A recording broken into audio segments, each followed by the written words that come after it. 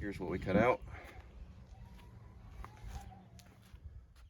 Here's where we ended up. So we take the headers down, cross over the cross member to a flex pipe and a mandrel 90 and another mandrel 90 into this Y. On the driver's side, we take same thing, cross over, straight in to the Y. We got about a 12-inch neck into the muffler. And we got a double 45.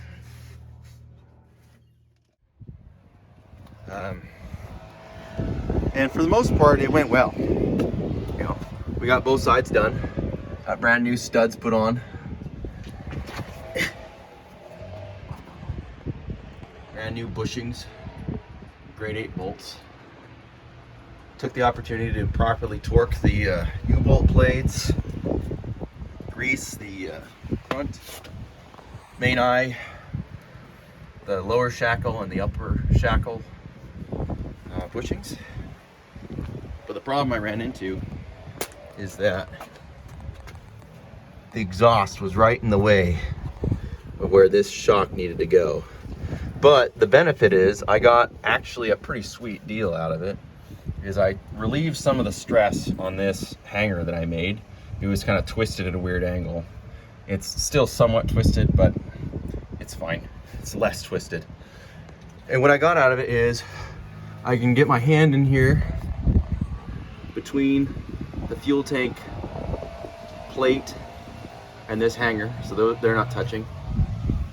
I can slip almost 3/8 of an inch, or sorry, 3/16 of an inch between this original hanger and the top of the exhaust. It's not touching the fuel tank itself. It's not touching the shackle and the bolt. And it's not touching here at the tow package.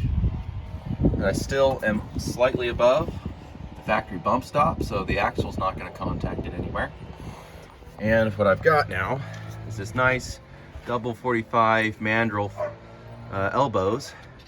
And where it comes out, it's tucked up to where the first thing that's going to strike when I bottom out is going to be the tow package, and that's what we wanted. So pretty sweet deal. It was a pain in the ass to get here, but we arrived. Okay, let's see how this goes. Hasn't run in about a month.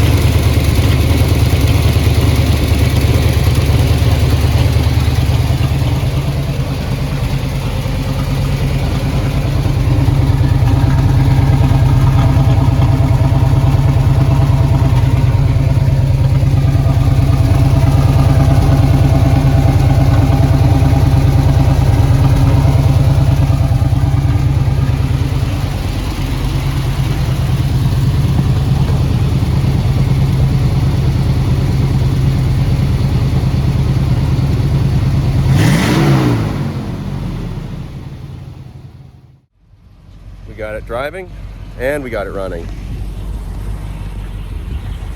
Still needs to have the slip yoke replaced, but we can drive around the driveway a little bit at least, which is always fun.